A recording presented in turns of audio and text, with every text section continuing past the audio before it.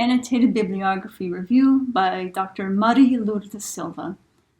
The four most common issues we find in the early drafts of the annotated bibliography include the following: insufficient context, summary structure, synthesis reflection, and then not checking Purdue OWL to check for your citations. Let's take a look at some of the problems we find with the insufficient context. So in the early drafts of the annotated bibliography, we often forget that our classmates haven't read the actual source that you are reading and summarizing. So what we find is writer-based prose. So it makes sense to you because you read the original article, but we're missing a lot of information and details because we are not familiar with that particular discourse community or with that particular article or argument. So what we need to do is learn how to go from writer-based prose to reader-based prose. Let's take a look at an example of an early draft of a student's abstract. So this is the summary of a source. So the student starts off with, the United States militarization of police is a systemic phenomenon mostly attributed to the Pentagon's Program Section 1033 of the 1997's National Defense Authorization Act. Over time, police departments have gained the armaments, training, legal framework, surveillance equipment, and the recruitment tactics of the military. So right off the bat, we're introduced to this Pentagon Section 1033, but we don't really know what exactly that means. What exactly was passed at that time? What did that include? That over time impacted the police departments in this country. So we are missing that important key information. Although militarization as a trend started to grow in the years leading up to the new century, it has increased exponentially post 9/11. Police in the U.S. not only adopted many of the military's weapons, training, and former members of the military due to the Section 1033 program, the department's felt the use of counterterrorism rationale for paramilitary policing was also co-opted. So we get the words, I know what these individual words mean, but some more specific examples in terms of how that was translated into the actual police department. So we're just needing a little bit more information in terms of how it was before 9/11, in terms of the police department, and in terms of exactly what was being militarized. Now, if I was part of this discourse community, then we wouldn't need those extra details. This would suffice in terms of the examples with weapons and training. We can visualize it. Because we are not part of that discourse community, we don't have that shared knowledge, we need just a little bit more context there. When thinking about our summaries, we have to think about how we go about structuring them. Although summary writing is something you've probably been doing for quite some time, the most common mistake that students make is starting to add their own opinions or their own biased perspectives about the actual source. So you start to analyze or provide your own perspective. And we need to remain completely neutral and objective when writing our summaries. And one of the things that's going to help in terms of doing that is also structuring it with very, very beginning, starting with the main claim of the author, and then the evidence provided, and then concluding with the significance. So from the author's perspective, what was significant? What was the takeaway point? What's the so what factor? But from the author's perspective. So in annotated bibliography, we do not include our opinions or thoughts at all. We're only including the perspective of the source. And so let's take a look at a successful example here. We see Kubrin, et.al. state that what researchers previously deemed the race effect attributing recidivism based on skin color actually does not explain the likelihood of recidivism. So right off the bat, the student introduced the main point about race effect. We get a brief definition of what that means, and then the connection to recidivism. And then we're using connector words. So we're to build the structure of this particular summary. We have things like, on the other hand, so we have this place effect, examine how a person environment can serve as a reason to explain why they might be influenced. They use the place effect there to determine that. So we have here deliberate repetition of key phrases, key concepts from this article, and talking about how it was used to determine various ecological contexts, okay? And then we have another connector word. Going further, they claim that structural factor. So this is building off of these two ideas about the race effect and the place effect, right? And so providing further evidence of that. And then the summary will almost always conclude with some kind of transition, and you can be overt about it. This research is significant because low-income neighborhood communities need further support. So again, we are only providing the authors, Kuber and ETAL's perspective on its significance. We're not adding our own opinion yet. And so we're not at all inserting ourselves into this. So we have to be very deliberate and careful about word choice and not including words that come off as loaded or biased. For instance, to say something like, they even had the nerve of calling it the race effect, right? So something to that effect would definitely be indicative of biased language. Let's take a look at an example of a summary of a study. Now, this is going to follow a slightly different format. The genre is slightly different in the social sciences as well as the sciences. So let's take a look at this example. I provided an example here where I broke up the paragraph into the various moves that are made. So these are the different genre moves made by the author. If you're in the social sciences or sciences, nearly every single abstract or summary that you write, particularly for an annotated bibliography, will almost always follow this structure. It's very, very formulaic and predictable. So almost always starts with the very first sentence that introduces the topic and the issue or problem.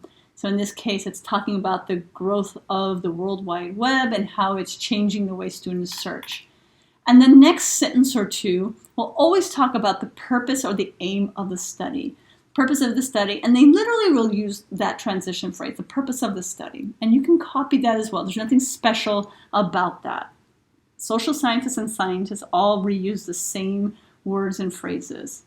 And then after they introduce the purpose and aim of the study, almost always there's a quick overview of the methodology. In this case, it's reporting on 5 web page evaluations and a questionnaire of 35 undergraduates. So we get exactly what took place, with whom, where, how, okay? So all of those questions are answered in the fewest amount of sentences. So you really have to be concise. And then almost always there's that transitional phrase, results show, or findings show, or researchers report that, okay? So we always have those same words being used. And then again, we have that final turn where the writer talks about the research and what it suggests, what is significant. So sometimes instead of the research suggests, they may say the findings are significant because, right? So significance or suggests are 2 common words used for those final closing sentences. So you have a beginning, middle, end. It's almost like a little mini essay. In the annotated bibliography, there will be 2 paragraphs. So after the citation, there'll be a paragraph, which is the summary, or you can call it an abstract, but it's in your own words. You've read the article, you are an expert in that article, and you've summarized it with the beginning, middle, end. The second paragraph is a synthesis reflection. And a common problem we see in students' early drafts is that the synthesis and reflection tends to be very generic and shallow. So for the purpose of this class, we're using that second paragraph as a type of learning journal, as a reflection journal, to talk about how those sources are answering your questions, how the sources are connecting to each other, what is sort of the common ground between the sources. Maybe they have similar methodologies, but their findings are slightly different, and you want to show that. Maybe one is a seminal study that was cited by thousands, but the following studies have expanded on a particular concept or theory. And so this is the space for you now to talk about the actual source, not to just regurgitate once again important summary information or to include points made that was never mentioned or alluded to in the actual summary or abstract. So we wouldn't find brand new information in the reflection. It should be expanding upon what you've done in the summary. So let's take a look at some examples that needed further work and development. So in this first example, it starts off with John Lindsay Poland addresses the causes and effects of police militarization first by arguing that the ethos of the U.S. police departments are to serve the state and those who use police services with the capital and means to financially support the police. This would have been very important information to help us better understand the context of that summary. But we're reading about this in first time in the actual reflection. So it wouldn't go here. If you wanted to expand upon this, of course, we can briefly mention this in a third of the space and then expand upon. And this is an opportunity where you can agree or disagree. And again, comparing and contrasting what other sources said about this very issue or problem. And then we have here for the last third of this reflection, analyzing how the rhetoric of law enforcement started to emulate that of military sentiments abroad from the Lindsay Poland sites, and it depicts how the wider institution of policing in America sees its citizens less like civilians and more like potential combatants. So again, this would have been really valuable information that would have explained some of the questions I had earlier from that original summary or abstract. But we're getting it for the first time here. So this is not where you would put that information, but instead, we have here in the grade the student attempting to engage with the source, talking about what he agreed with, but what he would have wanted the author to expand upon. You can have questions as well. And again, compare contrasting is also expected or ideal. Now, you don't have to do the exact same thing for every single reflection. It's not a format, it's a learning journal, okay? Now, if you were to go and publish an annotated bibliography, the expectations for reflection, synthesis, and analysis would be entirely different. You are writing that for a different audience, for your own discourse community.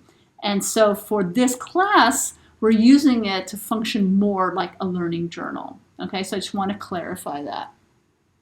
So let's take a look at another example here that needed further work.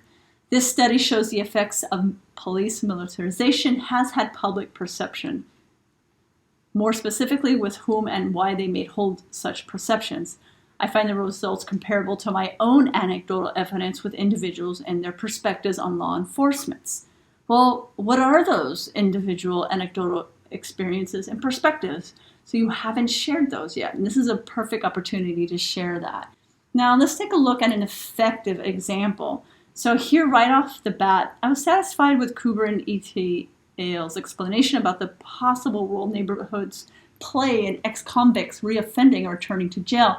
However, I wish I had delved further into more information regarding why neighborhoods play a larger role. Is he referring to specific gangs, families, or community businesses or organizations that lead to recidivism? So these are great questions, and she continues on with further. These questions can then be put back into Google Scholar if you find a gap in your research, in your literature review, and you realize you need to develop that gap further. Because these are questions that your discourse community, that your audience more likely will have. And so this is like a little mini learning journal for you to be making sense of these sources. Then here in the middle, according to my other source by Michael Wehrman, poverty in neighborhood communities has a lasting impact on generations of families. In Wehrman's source, he examines how gender may play a role in the likelihood of recidivism. So here now she's like making these connections between this source and that other source. So she briefly summarizes only for the purpose of trying to make these connections. And last, the most common issue that students will have are with their citations.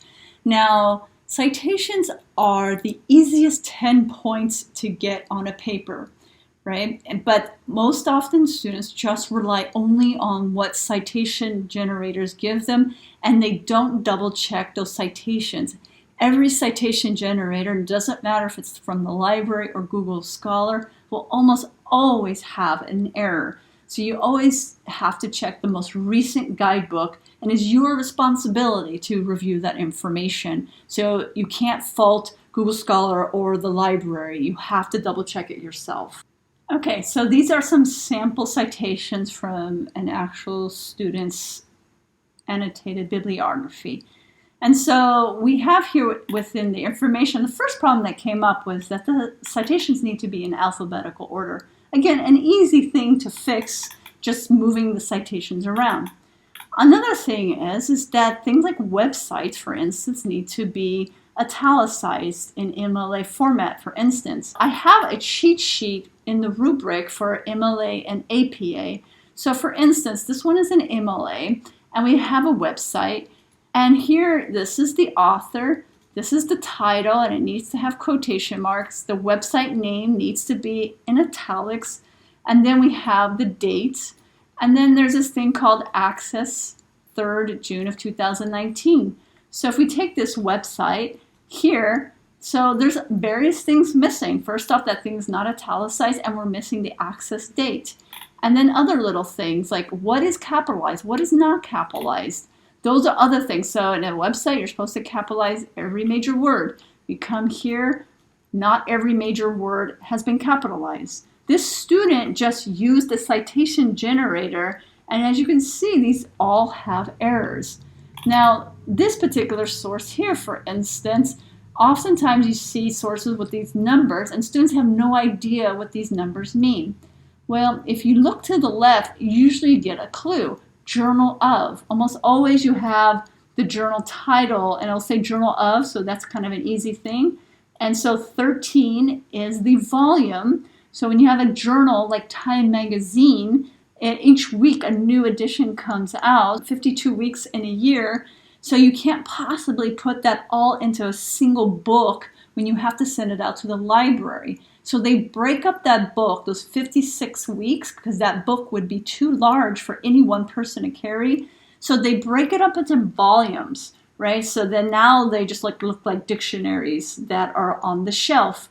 Each volume in itself may have different issue numbers. And so you'll have the second one here is like issue 1, issue 2, issue 3. So in the case of Time Magazine, it might be week 1 of January, week 2, week 3, week 4. Right? And so that can be broken up down into further segments depending on that particular journal.